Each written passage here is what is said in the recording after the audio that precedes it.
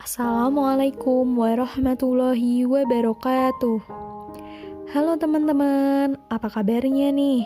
Semoga selalu sehat dan selalu dalam lindungan Allah Subhanahu wa Ta'ala. Amin. Alhamdulillah, pada pagi yang cerah ini kita masih diberi kesempatan untuk bertemu di forum KSWI ini. Walaupun masih online, tetap semangat belajarnya ya. Nah, pada pekan ini, kita akan membahas tentang beauty in halal way. Sebelum kita membahas lebih jauh, kita cari tahu arti dari beauty in halal way-nya dulu yuk. Nah, arti dari beauty in halal way ini adalah kecantikan dengan cara yang halal. Sebelumnya, kita akan membahas dulu nih definisi cantik. Sebenarnya, cantik itu yang seperti apa sih? Cantik adalah wanita solihah yang menjaga perhiasannya dari pandangan orang yang bukan mahramnya.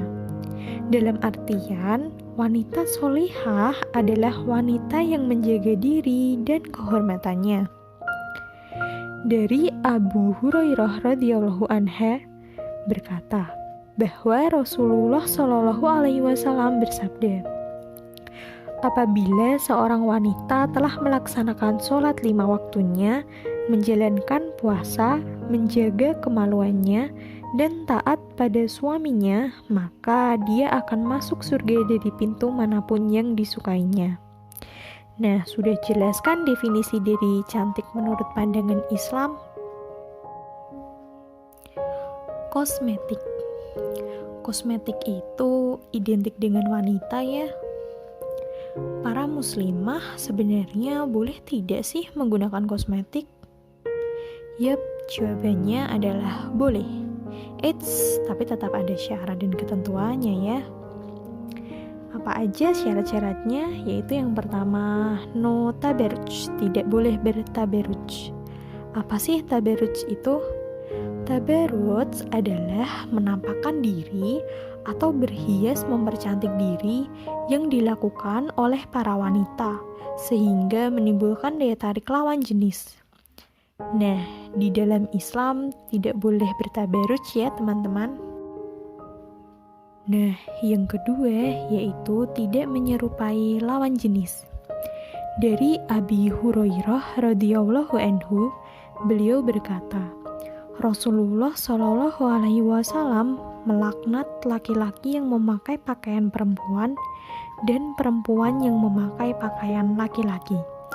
Hadis riwayat Abu Daud dan An-Nasai. Nah, kita kalau berpakaian juga harus sesuai dengan fitrahnya ya. Yang laki-laki memakai pakaian laki-laki dan yang perempuan juga memakai pakaian perempuan. Yang ketiga yaitu tidak boleh boros.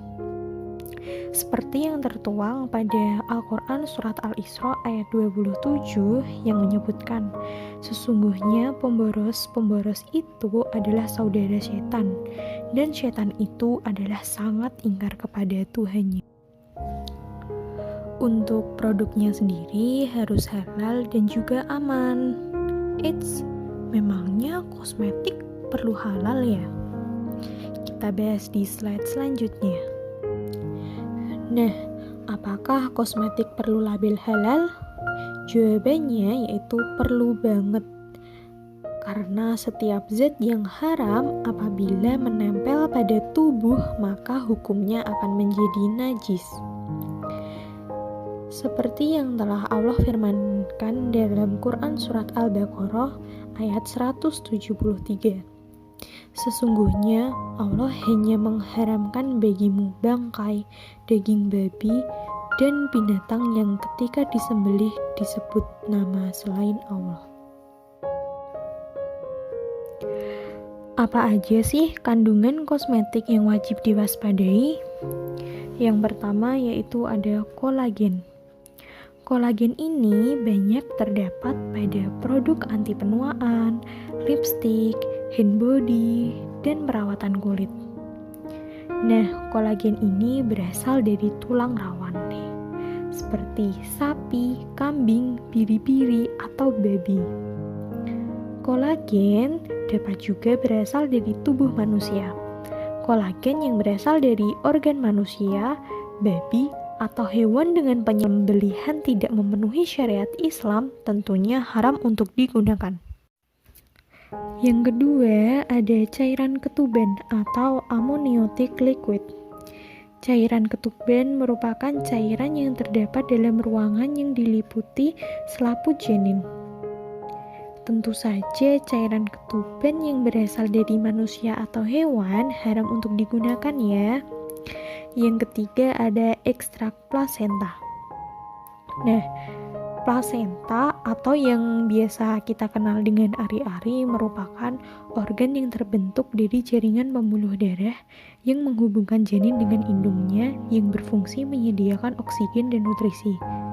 Sesuai fatwa MUI nomor 2, Munas nomor 4, kosmetika atau obat-obatan yang terbuat dari plasenta manusia atau babi hukumnya haram digunakan. Skincare negeri opa. Waspada, cuma karena idolnya. Banyak kaum hawa yang menggunakan produk-produk skincare yang berasal dari negeri opa. Biasanya sih hal tersebut terjadi karena pengaruh dari drama Korea yang sedang ditonton dan terkesima dengan kulit wajah para aktrisnya yang kinclong dan halus seperti tanpa pori-pori. Ya enggak nih? Korea sebagai negara dengan mayoritas non-muslim serta penyuka aneka makanan yang terbuat dari babi serta minuman beralkohol. Kita perlu berhati-hati nih sebelum membeli produk-produk buatan Korea. Meskipun saat ini Korea mulai mengembangkan negerinya sebagai destinasi wisata yang muslim friendly, persentasenya tapi tetap masih kecil nih guys.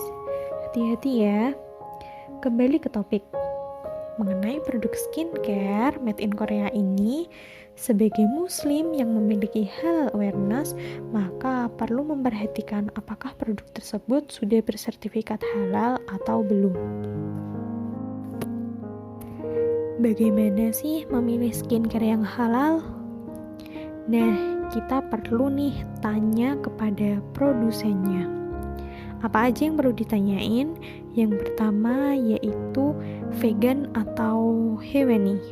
Kalau vegan, pertanyaan selanjutnya yaitu apakah itu bebas dari etanol? Jika iya bebas dari etanol, maka kita boleh memakainya. Jika tidak, maka jangan dipakai. Nah, apabila produk yang kita tanyakan itu berasal dari hewani, kita tanyakan dulu nih, hewannya tuh hewan apa? Kalau seperti madu, bee pollen, telur, lendir snail, hewan laut, itu kita boleh memakainya. Jika produk tertentu telah berkata Fadilatus Syekh Muhammad bin Shaleh Al-Utsaimin rahimahullah ta'ala, wahai para muslimah, selamatkanlah dirimu. Sesungguhnya perhiasan dunia itu sedikit. Adapun akhirat itu jauh lebih baik bagi orang-orang yang bertakwa. Janganlah engkau tertipu dengan harta dan kecantikanmu. Sesungguhnya semua itu tidak akan dapat menyelamatkanmu sedikit pun dari azab Allah. Nah, pada intinya kita para muslimah jangan terlalu mengedepankan fisik ya, karena setelah raga terpisah dari nyawa, cantik fisik itu tak lagi berguna. Sekian dari saya, mohon maaf apabila masih banyak kekurangan. Wassalamualaikum warahmatullahi wabarakatuh.